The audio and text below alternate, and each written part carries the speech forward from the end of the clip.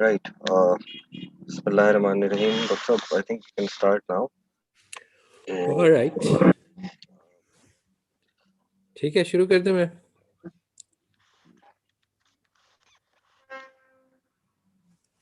Right. Hello. Ji, Dr. Let's start. ठीक है.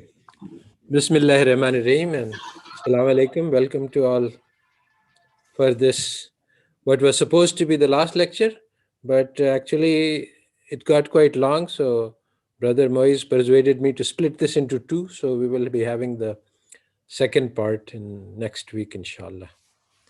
So I will start with this lecture, first part of lesson 8, and the title for this is the Ghazali Project, 3 Steps for Islamic Revival. So in this, actually, we will sort of put everything together. And so actually the 3 steps are the 3 steps that Imam al-Ghazali himself took. And there are 3 books that he wrote. One was called Deliverance from Error, Munqid min al-Dalal, and then Tahafut al-Falasifa, and then Ahya Ulumuddin. So these 3 form a sequence of steps that we need to take. But first we must understand what the problem is. So the problem is actually the problem of the modern Mu'tazila. I have remade the slides and I'm getting the wrong ones. I think I will start this over with the right slides because they are slightly better organized. Give me a minute to download the correct slides.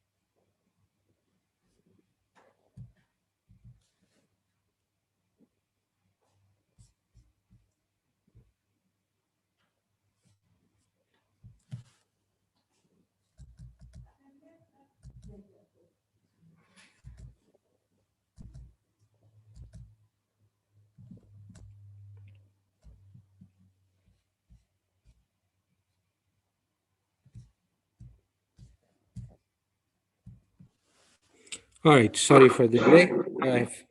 I'm back on the right set of slides. And so we are talking about the central problem is that of the modern Mu'tazila. So what is the modern Mu'tazila? First, we have to discuss the ancient Mu'tazila. And the ancient Mu'tazila were overly impressed by Greek philosophy. They were simple Bedouin, the early Muslims. And when they first encountered this system of thought, they were really blown away. The philosophy was deep, difficult, complex. They had never encountered anything like this before, and they were just enormously impressed. So the light of Islam got blocked by the Greek philosophers. What the Mu'tazila said, the ancient Mu'tazila said that Greek philosophy is just aql. It is reason, it is intellect.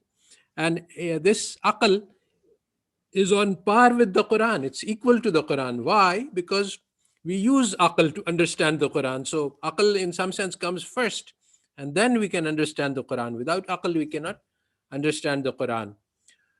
So people pointed out that Greek philosophy has lots of errors in it. So said all creations are imperfect, and including, they said, the Quran was also the creation of God, and therefore it was subject to death.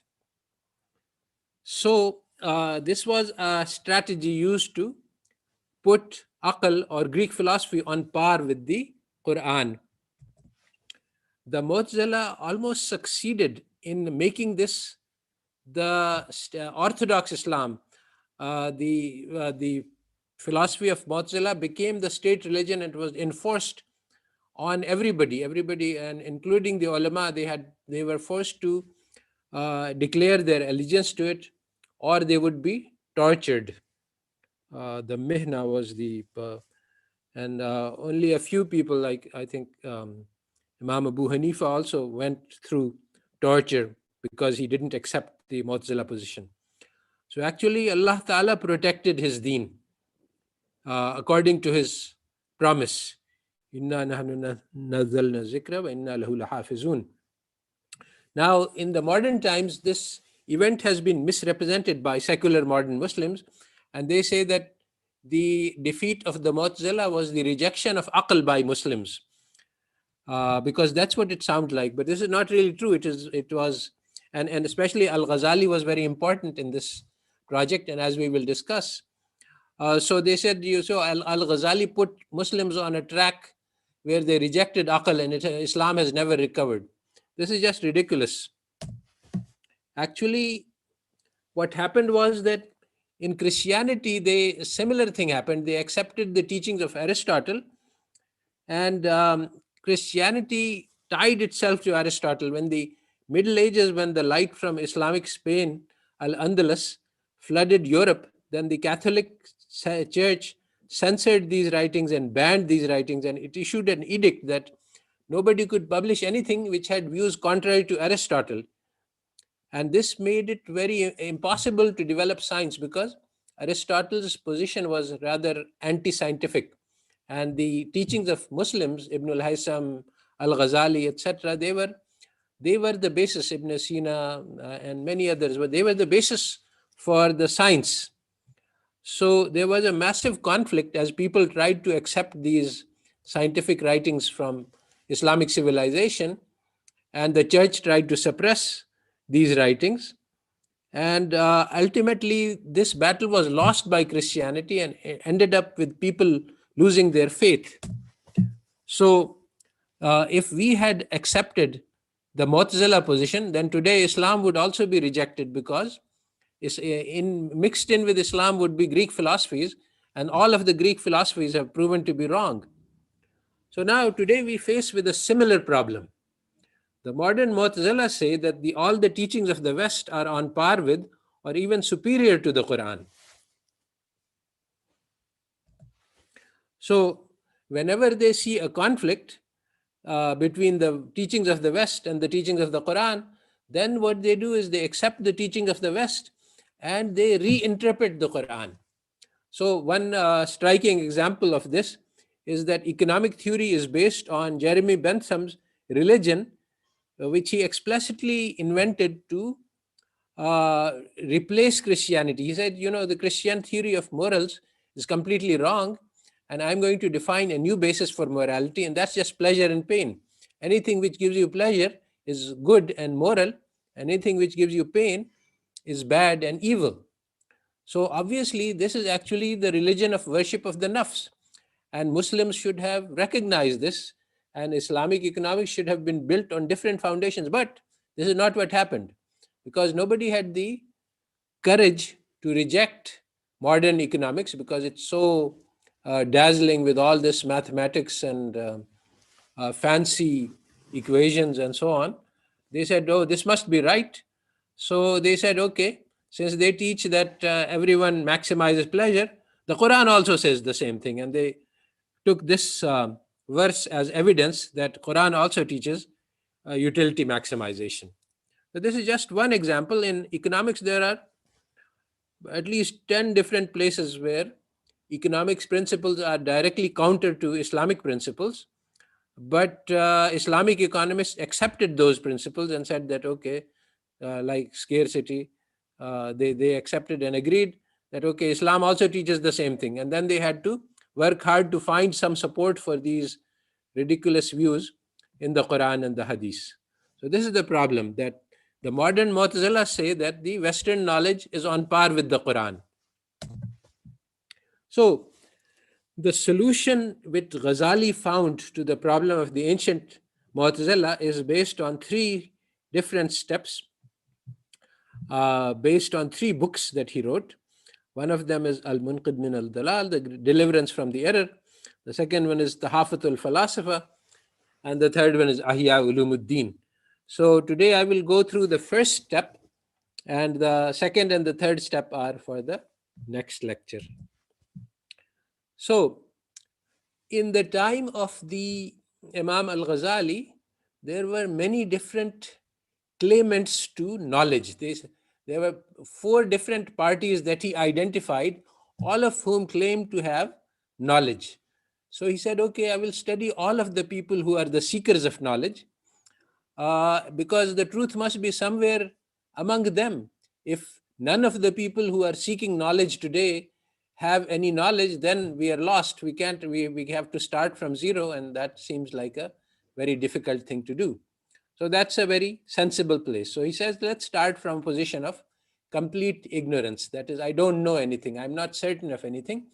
How can I get to knowledge? So he said that we should look for the ways of the people who are searching for knowledge and judge. So he said that there are four approaches to knowledge which he could find at that time. And one of that was of the theologians, the Mutakallamun, and the other was the Ismailis at that time, who said that we are followers of teachers who are infallible. So the Imam, whatever he says, that is the truth and that is knowledge. And then there were the philosophers, who were the people who were actually closest to our secular modernized Muslims. They say that the Western knowledge is the way. And so the philosophers said that the Greek philosophy is the path. And then there was the mystics, the Sufis. So there were these four approaches to knowledge that Imam Ghazali identified in his time. So he analyzed all four of them one by one. So the first one was the approach of the theologians. Basically, if you think back to the Christians, when the battle took place between Christianity and science, there was a field invented which was called apologetics. And what the apologetics did was exactly what the secular modern Muslims are doing, that they were aligning Christianity with science. Whenever the science would come up with some finding which was against the official position of the church, then they would reinterpret the position of the church to align it with science. So basically, they were trying to adjust Christianity to match with the science. So the Ash'aris at that time were engaged in very much the same thing. They were aligning Islam with Greek philosophy. They were not as in a bad position as the Christians. So they would argue against Greek philosophy when they found it convenient, but also they would make use of Greek philosophy. So Al-Ghazali was trained in the Ash'ari tradition, and he had inside knowledge of what the Ash'aris are trying to do. And basically the goal of the Ash'aris was to defend faith against Greek philosophy. So these were called the Mutakallimun, the Ash'ari apologetics, and they were basing their arguments on four different principles. They assumed that the people had naive belief. Naive belief is just simple-minded, simple faith. The Mutakallimun were countering the Greek arguments on their own grounds. And they were appealing to community consensus. Everybody believes this. And they were taking the Quran and Hadith as certain truths, and they were using this to argue against the Greeks. So this was a problematic approach, because if you want to, you can take the position, it is not wrong to say that I believe in Islam and I'm not concerned about philosophy. That is fine. There's no problem. If you are a simple person and you can't understand philosophy, it's very good for you. The Prophet ﷺ praised this kind of belief, which is just simple belief without any complications of philosophy. But if you start trying to counter Greek arguments, then you are not able to. That means when you start countering, that means you have accepted some part of it. And that was actually true.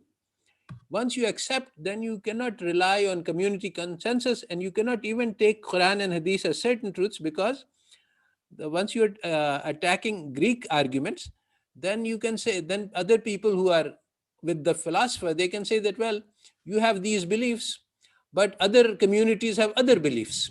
So the community of Christians has different beliefs, and the community of Jews has different beliefs. So if you start attacking Greeks on their own grounds, then you cannot take these positions anymore.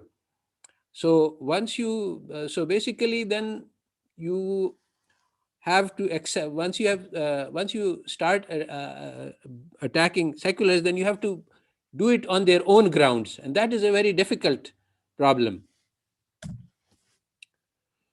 So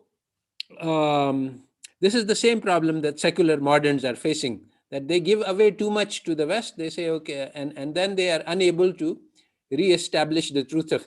Basically, the problem they face is that, let's accept the secular modern position, which is that we are using rational and empirical reasoning, and use the rational and empirical reasoning to establish Islam.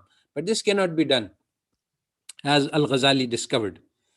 So the second approach was that of the Greek philosophers and the Muslim followers.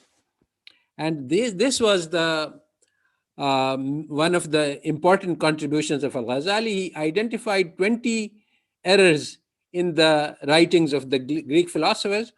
Among them, there were three which were central. And these three are also similar to issues that are arising today. So he said that, there is lots of Greek philosophers deal with mathematics, with logic, with politics, with ethics, natural science. All of these are fine, and they are very bright and brilliant. But the real issue which concerns us here, when it comes to deen, is metaphysics. Metaphysics is what goes beyond physics. Physics is what you can see of the world, natural world. And metaphysics is what you cannot see, like God and angels and afterlife, etc. So he said that people get over-impressed by this mathematics and logic, and they say that whatever they say on metaphysics must be right. But actually, these fields of mathematics, logic, natural science, they do not matter for metaphysics. These are not going to lead us. Any knowledge of the seen and knowledge of logic will not enable us to get to the knowledge of God. So the philosophers deny that there will be resurrection, and they deny that they deny that God interferes in human affairs. They say that God created universal laws, but God does not interfere. And they argue that the universe is eternal. It has always existed and will always exist. Now, these things are parts of the Greek metaphysics, but they do not follow from logic. They are just taken as axiomatic. And the same thing is true today. Today, physics does not say anything about what God can do or what God cannot do, and does not say anything about the resurrection. Physics, they cannot prove what will happen after death. It's just not part of the domain of physics. And the universe is eternal was taken for granted by the scientists until, to great surprise of scientists, they found that this is not true, and the universe actually originated at some point in time, some maybe 12, 13 billion years ago. So that was a major surprise. Universe is not eternal. So one of the assumptions of the Greek was that knowledge, this is definition of knowledge, knowledge must be certain. We must be sure of what we are saying. Now, you cannot be sure that there is no resection. You cannot be sure, you cannot prove that universe is timeless. You cannot prove that universal laws hold without any exceptions at all times. And there is a problem in philosophy of science that we only get to see specific events. We see an apple falling. From this, can we deduce that there is a law of gravity and that it holds at all places at all times? How can you go from looking at a finite and a small number of observations to the derivation of universal laws? This is called the problem of induction, and it has never been solved. So basically, even though people, ancient and modern scientists, all confidently assert that there are universal laws, that the Galileo's law of gravitation is universal, but there is no proof of this. It's just that we have observed some phenomena which uh, give the idea that this is probably true. So, what is happening is that there is something which is called signetism. There is science, and then there is signetism. Signetism is the belief in faith that the science is just wonderful, and it is certain, it has solutions to all problems, and it will expand to give us all knowledge about everything. And this is just a faith in science, and there is nothing you can prove about this. So there is this book which is called Einstein's Greatest Mistake, and basically it's a very interesting episode. When Einstein calculated the general relativity equation, it showed that the universe was expanding, and therefore it also showed that since it's expanding, if you go backwards in time, it was shrinking, and if it's shrinking, then it must have shrink down to a single point. So that's very surprising, because if that shows, according to Einstein's calculation, that there was a point when universe was not there and then it came into being. Then that immediately raises the question of who created the universe. And this problem remains exactly in this form today. Nobody has an answer to who created the universe, and universe was created is known. So that's why the scientists all believed that the universe was eternal, because they could not, if universe is not eternal, then they are faced with the problem of explanation, how to explain the birth of the universe. So Einstein said that, well, this cannot be true, my equations, because they mean that the universe must have been born. So he corrected the equation by putting in an ad hoc correction term, which was an unexplainable attractive factor which would prevent the universe from expanding. So it said that there is some sort of a mysterious force which keeps things together so they don't keep expanding, and so the universe is balanced.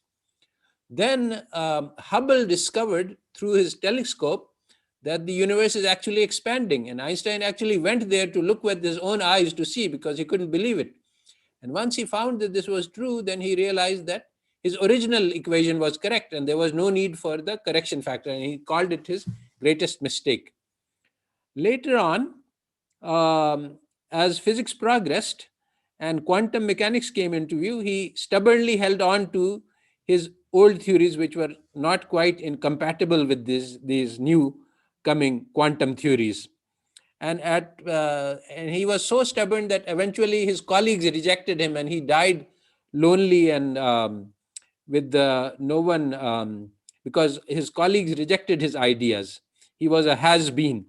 So one of the things that this shows is that the greatest scientists are subject to mistakes, and science is subject to errors. So you can't assign, science does not lead to certainties, and the greatest scientists can make the greatest mistakes. So this is just for uh, this is philosophy of science also establishes that science does not lead to certain truths.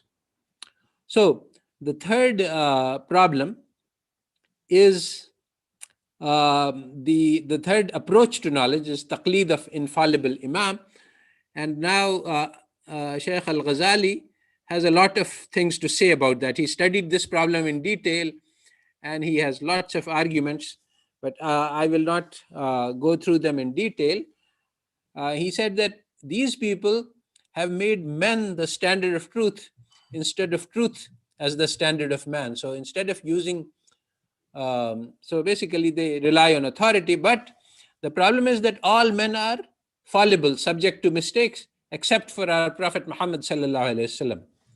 So then people said that what about our Prophet? If all men are fallible, then can it not be that he is also fallible? Maybe he also made mistakes. So to this, Imam al-Ghazali said that you make the experiment, try it out, find it for yourself. Look at his teachings, apply them in your life, and see if they lead to a problem. So Imam Ghazali realized that taqleed cannot lead to the truth. And he said that taqleed is actually very harmful because it's second-hand belief. You don't actually believe in yourself, in the truth of the belief from your experience. You believe because somebody else says so. And this is different from naive belief, the simple belief in the heart that there is a God without any XYZ, without any arguments and without any authority. This is perfectly acceptable, but second-hand belief is not. And so he said that man is born on Deen al-Fitra, but his parents make him Jew or Christian. That means that, this is the hadith, that means that people can be trained away. So if you are following some leader who is not infallible, then he can lead you away from the truth, just like the Christians and the Jews lead people away from the truth. So what we need to do is to discover what is the fitrah, because the fitrah is the Islam. So basically Imam al-Ghazali rejected all of these three books, all of these three approaches in his book Al-Munqidh min al-Dhalal, which is also available in translation in English, and I will put a copy on the website. And then he said, okay, the fourth approach is the Sufi approach, but the Sufis say that you cannot arrive at this knowledge by reading books.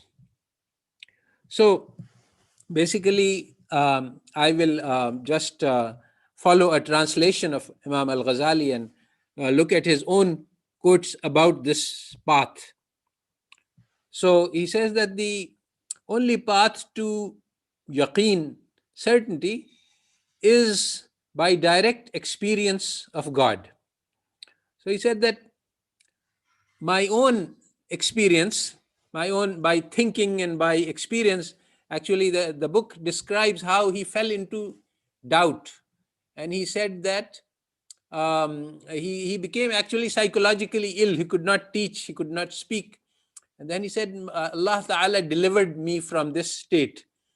And he reassured me. And so basically, he came back to believing that, you see, he said that he came to the conclusion first in the stage of doubt that even if I see something in front of me, my eyes can deceive me. So I'm not certain of anything. But then he said that Allah Ta'ala relieved me of this doubt, and I came back to trust my senses and my aql. And he came to the realization that the Sufi claim that knowledge can only be acquired by direct experience. He decided to test this. So after spending years, 10 years in the path of the Sufis, he came to the conclusion that the unveiling of the truth, the approach to truth, does not depend on proofs and reason. And so he supports this. This is all quotations from the book, that there is hadith that whoever Allah Ta'ala wants to guide, he opens his breast, in sharah of the breast, for the submission. So what is this sharah sadr? So it is a light which Allah Ta'ala casts into the heart. And in the hadith it says, what is the sign of it? That you withdraw from this house of delusion and turn you towards the house of immortality. That is, the turn away from the dunya and turn towards the akhirah. And another hadith is that Allah Ta'ala created man in darkness, and then he sprinkled some of his nur. So we must seek this nur in order to arrive at the truth. And there is a hadith that Allah Ta'ala spends His light. And so, from time to time, so we must be on the lookout for this nur so as to catch it for ourselves. So, once he came to this realization and he said that I looked at my own circumstances and I saw that I was attached to this dunya from all sides. I considered my activities, the best of them was teaching in public and in private. And I saw that I was teaching useless things and unimportant things and wasting my time. And I looked at my intention. This is Imam al-Ghazali, and I saw that it was not sincerely for Allah, but it was motivated by the quest for fame and prestige. So I became certain that I was on the verge of hellfire and I should correct myself. And that is when he set out for the path to certainty, which is the obtained by the experience of God, which he achieved. So now we are going to talk about this path. So there is this hadith of Jibreel alayhi salam. It's hadith Qudsi, that Islam, there are three stages on the path towards Allah. The first stage is Islam, which is the affirmation of Tawheed. Allah is one, Prophet sallallahu alaihi wasallam is messenger, and that we should pray 5 times and fast and zakah and do the pilgrimage, Hajj. So, because of our training in the West, this sequence seems reversed. The second stage is belief, Iman, and that is belief in God and the angels and the books and the messengers and the day of judgment. So, because we have been trained that first you must believe, then you must act. So we think that there is something wrong about this, that the stages are first we acquire belief, then we will act according to the belief. But actually, the reality is the reverse. First we start acting, and then the acts lead to the belief. So, and as we strengthen the belief, then this eventually leads to the stage of ihsan, which is to live my life as Allah Ta'ala is watching. So this is the direct experience of God, that when I'm choosing, making a choice, I'm asking Allah Ta'ala, what should I do? And Allah Ta'ala tells me that this is what you should do. So this is the direct experience of God. So what does this direct experience mean? Because we have been trained to use aql too much, and we have not been trained to use the heart. But the heart is very much an instrument of knowledge, and there are so many ahadiths about the heart and the importance of the heart. And ja'ala lakum as-sam'a wal absar al afada, that we have given you these three faculties, the eyes, the ears, and the heart, to search for the truth. And then there is hadith, the Quran says that they have hearts, وَلَا يَفْقَهُونَ بِهَا. They have we have given them hearts, but they don't use them to think. So one of the very clear descriptions of the stage of ihsan is in this Surah Shura, and it starts with وَاتْلُ عَلَيْهِمْ نَبَأَ Ibrahim, and it says that Ibrahim alayhi salam asked his father and his people, who do you worship? So they said, we worship idols. So he said, do they hear you when you call them? Can they benefit you or they harm you? They said, no. But we found our fathers were doing the same thing. So we are just following blindly the tradition. So he said, have you really thought about this tradition? And then he starts describing that these people are just, these other gods are just misdirecting you, and they are taking you away from God. And the only true God is the one who created me, and he alone guides me. So now he is describing his relationship with God here. And he is the one, when I'm eating and I'm drinking, then I should be conscious that this food is given to me by Allah, by the seed which went into the ground. How did it learn how to open up? How did it learn which direction to send the root and which direction to the shoot? This was all the ilham of Allah. So every single piece of wheat that I have is a gift from Allah.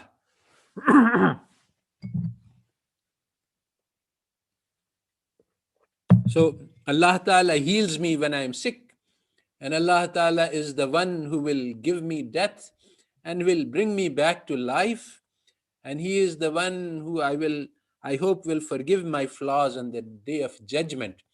Now you see, as Ibrahim alayhi salam is talking more and more about God, he is becoming more and more conscious about God. And now he is talking to his people, and he has said that he is thinking about judgment day, that I will die and I will be raised up. And then has his hope from Allah that Allah Ta'ala will forgive me on judgment day.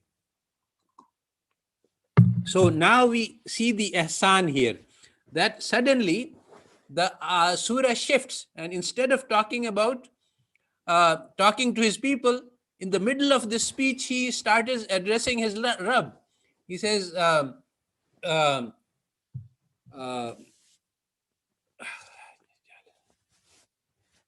that, Ya Allah, habli hukman wa alhiqni bis salihin. So now, instead of talking to people, he's forgotten about the people. He's having an argument with the people, explaining to them about God. Then suddenly, now he is in front of his God, and he's talking to his God. Oh Allah, give me wisdom, and make me among the righteous people, and give me good mention among the later generations, and make me among the warisin of the Jannat al-Na'im, and forgive my father, and do not disgrace me. So suddenly all of this is directly talking to God. So this is basically the state of ihsan in which Ibrahim alayhi salam has demonstrated. Note one more very important thing here. It starts by saying Ibrahim alayhi salam talks to the people, and he says that, look, what do your gods do? Do they talk? Do they listen to you? Do they answer your prayers? So the people say no. So notice how he is differentiating between Allah Ta'ala and the false goods. The difference between the false gods and Allah Ta'ala listens to me when I talk to him, and he answers my prayers. So this is essential for us to know. If we don't experience this difference, then we do not have this characteristic, and it is essential, because then we cannot differentiate between Allah Ta'ala and a butt if Allah Ta'ala doesn't listen to us and doesn't answer us. So that's why direct experience of God is one of the essential characteristics of faith. The key here is there's a hadith that the people of paradise will not have any regrets except for the moments in which they were not engaged in the zikr of Allah, in the remembrance of Allah. So if I think about my life, then the number of moments in which I have remembered Allah is very few, and most of life has been spent in ghafla. And there's a second hadith similar to this one, that if we forget about Allah, this will be a source of regret for us on the day of judgment. So we must try our best to remember Allah Ta'ala at all times. So Allah Ta'ala says, فَاذْكُرُونِي يَذْكُرُكُمْ وَاشْكُرِي وَلَا تَكْفُرُونَ. So if I remember Allah, Allah Ta'ala remembers me. So this is really, we are in direct communication with God, and when we remember Allah from our heart, Allah Ta'ala will remember us. And if we make advance in our spirituality, we will be able to feel this remembrance of Allah. And so we will be able to experience the answering of our prayers with Allah. One very important thing to understand is that yaqeen, certainty, is a state of the heart. It is not of the mind. It is not something that we can argue and we can use logic and we can come to some conclusion about it. It is only achieved by when the heart senses that it is being answered by Allah, when the heart pleads with Allah, and when the heart senses that Allah Ta'ala is answering. So the first step towards this consciousness of God, which is required of us, is to practice the continuous remembrance of Allah. We have du'as for all occasions, dua for waking up, for wuzu, for concentrating before the salat, for full attention in the salat, for eating, for drinking, for buying, for selling, for greeting others, for all occasions. So from moment to moment, we should remember these du'as and we should ask Allah Ta'ala for guidance on what we should be doing next. In particular, for the big decisions, we have istikhara and istishara. These are important ways to ask Allah Ta'ala for His help and guidance in making our decisions of life. So, finally, that's basically all I wanted to say about step one, although there is a lot of detail that needs to be filled in, but the steps 2 and 3 of this will be for the next lecture. And step 2 is about the Tahafutul Falasifa, rejection of Western knowledge. And the step 3 is about Ahya Ulumuddin, which is the revival of the religious sciences, and which involves how does Islam guide us to the solution of our modern problems. So these are the 2 steps for the next lecture. And the final thing that we want to end this lecture on is that this is the dua which we customarily read before the prayers. Inni wajjahtu wajhiya lilladhi fatara as-samawati wal ardi hanifa wa ma ana min al-mushrikin. This is to focus our complete attention on Allah Ta'ala, and then to note that inna salati wa nusuki wa mahyaya wa mati lillahi rabbil, everything I do is for the sake of Allah Rabbul Alameen. So these are the words, but when we are in prayer, we practice this complete concentration and devotion to Allah Ta'ala. We seal off all our other objects of attention, and we try to practice being in the presence of Allah Subhanahu wa Ta'ala in order to concentrate, in order to practice for how we should live our lives.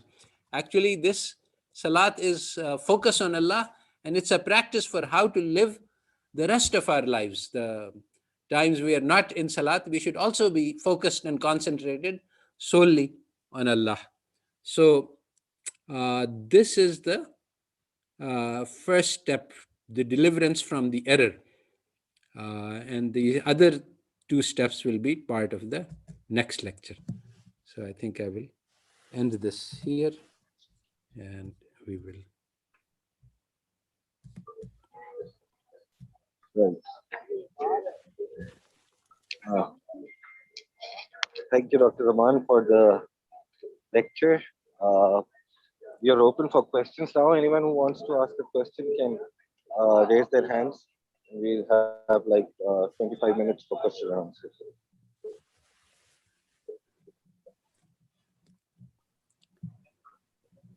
So I see a hand by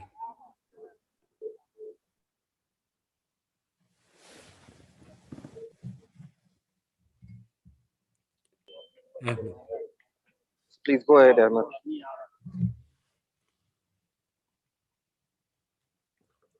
Yes, Ahmed Mabruk. Assalamu alaikum wa rahmatullah. Jazakumullah khair for the lecture. I just need a clarification regarding a simple specific point. You said that if you argue using the Greek logic, you have to share some ground with them. Well, actually, the most important part of the Greek logic is syllogism, which is they have 2 muqaddimah, 2 premises, and they combine them together and come up with something else. And this is basically now lend itself to symbolic logic, where A, B, C, and you basically combine it. So it is very systematic approach for concluding something out of 2 pieces of information. And that is basically what Imam al-Ghazali tried to instill into the theology or into the علوم في المتكلمين, because before him they didn't used to resort to Greek philosophy at all. Like when we read the books of Imam al-Baqillani and Imam ibn Fork, they don't resort to Greek philosophy at all. So I just want to understand this point, because it's kind of important. Yes. The Imam al-Ghazali in Munqidh min al-Dalalah, he says that the certainty is of the heart, it is not of the mind. So Greek logic is just something that, first of all, the conclusion follows from the premise. So whatever you assume, you cannot get more information out of the Greek syllogism. So whatever information is contained in the premises is already so what you assume, you cannot prove more than that. So basically you cannot start from a position of doubt about God and then come to yaqeen in God using any kind of Greek syllogism, because the conclusion cannot contain more information than is put in the axioms. So that is why you cannot come to certainty about God starting from doubt using syllogisms.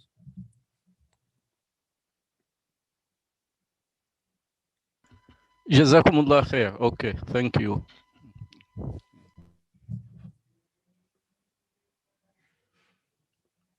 So, any other questions?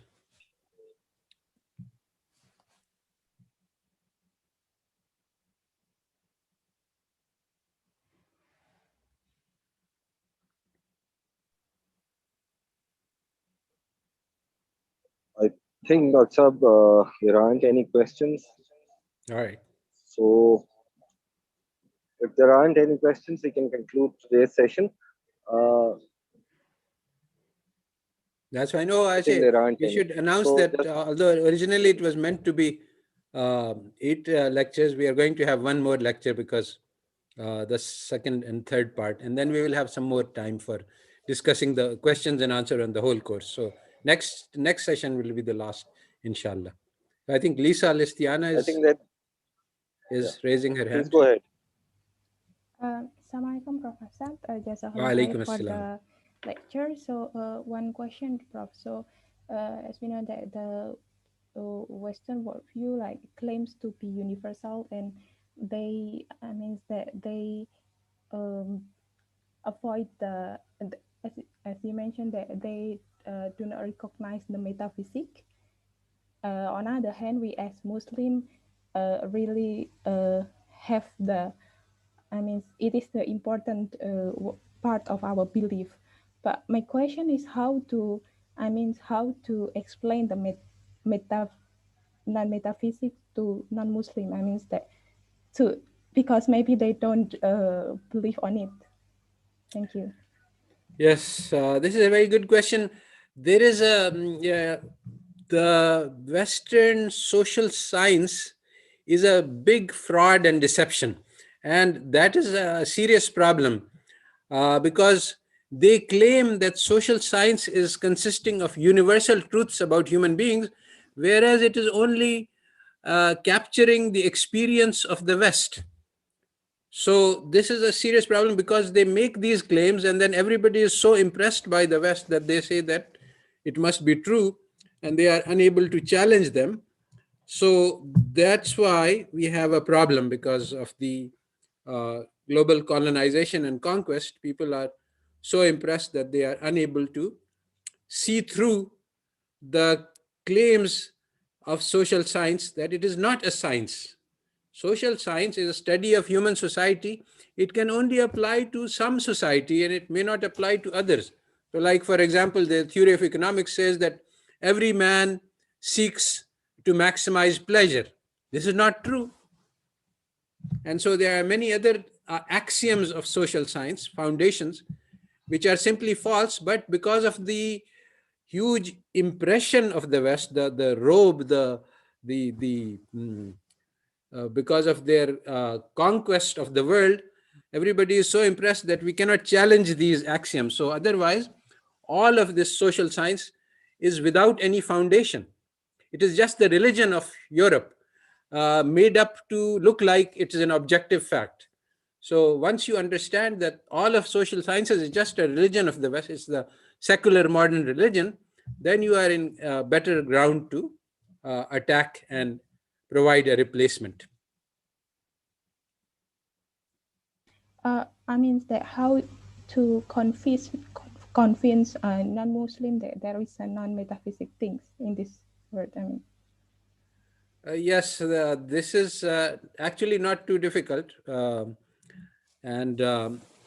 But for the moment, I think the first place to convince is our own heart. Once our own heart arrives at this certainty that this social science is just a fraud and a deception, and then you can find ways to convince, because the conviction goes from heart to heart. It doesn't go from brain to brain. So whatever argument you make, it will not convince unless your heart is convinced. And once your heart is convinced, then this conviction will translate, will be carried to the other hearts. That's why the real target should be cleansing our own hearts of doubt. And that is a difficult problem. That is the one that we need to focus on. Yes, there is this question from 556-174-2708. I don't have a, yes. Hello. Yes, Assalamu Yes. alaikum wa rahmatullah. Wa alaikum assalam. Sir, how are you? Inshallah, hope everything is good. Alhamdulillah, very informative lecture. Sir, let me guide us about authentic translation of Imam Ghazali book Ihya Ulumuddin in English. Yes. Sir. You want to find an authentic translation of Ihya Ulumuddin? Yes, in English, yes.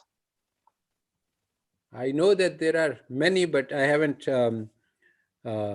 any specific recommendations for which one is best. Okay, okay, sir. Thank you. I need in English, no? That's why I say in Arabic, no problem for me, but I want to read in English. Next time, it is available. It's available, but I haven't examined the different translations to see which one is good. Okay, If inshallah. you search on the internet, you will find it. Inshallah, inshallah. Thank you, sir. Thank you very much. Jazakumullah. Okay. There was a question by Noha, where maybe she can come in to say it verbally. I think there was a comment by her on the chat. On the chat, yes. Noha, if you are there, why don't you make this comment on? Assalamu alaikum, Professor. Thank you so much for this very interesting lecture. Actually, I for personal reasons, I just joined in and I missed the first step, but I'll read it, inshallah. I see. And as usual, I'll bother you by sending a note, of course. But for now, thank you. It was just a comment for Lisa. It's sort of a trivial comment, so I didn't want to share it up loud. I see. Right. Thank you, Professor. Jazakallah khairan. Assalamu alaikum. Wa alaikum assalam.